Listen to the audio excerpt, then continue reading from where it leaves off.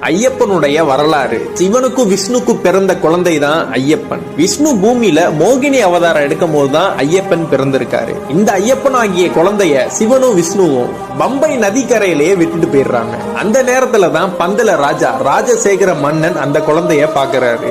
அந்த குழந்தையோட கழுத்துல மணி மட்டும் தொங்குனனால அவருக்கு மணிகண்டன் பேர் வைக்கிறாரு. தனக்கும் ரொம்ப வருஷமா குழந்தை இல்லாதனால அந்த குழந்தைய இவர் வளர்க்க ஆரம்பிக்கிறாரு. இவரோட அரண்மனைக்கு அந்த குழந்தைய கூட்டிட்டு போய் பாசத்தையும் வீரத்தையும் சொல்லி கொடுக்கிறாரு இந்த பந்தல ராஜா.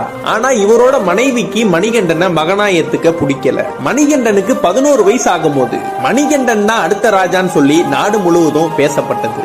அதனால பந்தல ராஜாவின் மனைவி ஒரு பிளான் போடுறாங்க. தனக்கு உடல்நிலை சரியில்லாத மாதிரியும் அதை குணப்படுத்துவதற்கு புலிப்பால் குடித்தால் மட்டும்தான் அது சரியாகிற மாதிரியும் ஒரு பிளான போட்டு மணிகண்டனை புலிப்பால் கொண்டு வர ஒரு காட்டுக்கு அனுப்புறாங்க. அந்த பந்தல ராஜாவோட மனைவி மணிகண்டனை சாதாரணமா எடை போட்டு புலி அடிச்சு மணிகண்டன் இறந்துருவாருன்னு நினைச்சாங்க. ஆனா அங்க என்ன நடந்ததுன்னு தெரியுமா?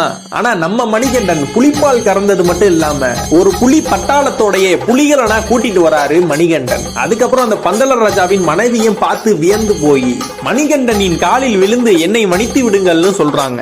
என்னை நீங்கள் பெறாவிட்டாலும் என்னை வளர்த்து ஆளாக்கியவள் நீங்கள். எனக்கு இந்த ராஜ பதவிகள் வேணாம். எனக்குன்னு ஒரு இருப்பிடத்தை நான் அமைத்துக் கொண்டு அங்கு வரும் பக்தர்களுக்கு நான் அருள்பாலிக்க விரும்புகிறேன் சொல்றாரு. பந்தல ராஜாவிடமும் ஒன்னு சொல்றாரு. நான் இங்க இருந்து ஒரு அம்பு விடுகிறேன். அந்த அம்பு எங்கே போய் வீழ்கிறதோ அந்த இடம் தான் வேணும்னு சொல்றாரு. அந்த அம்பு விழுந்த இடம் தான் சபரிமலை. இந்த கலியுகத்துக்கே கண்கண்ட தெய்வமா இருக்கிறவர் தான் சபரிமலை ஐயப்பன்.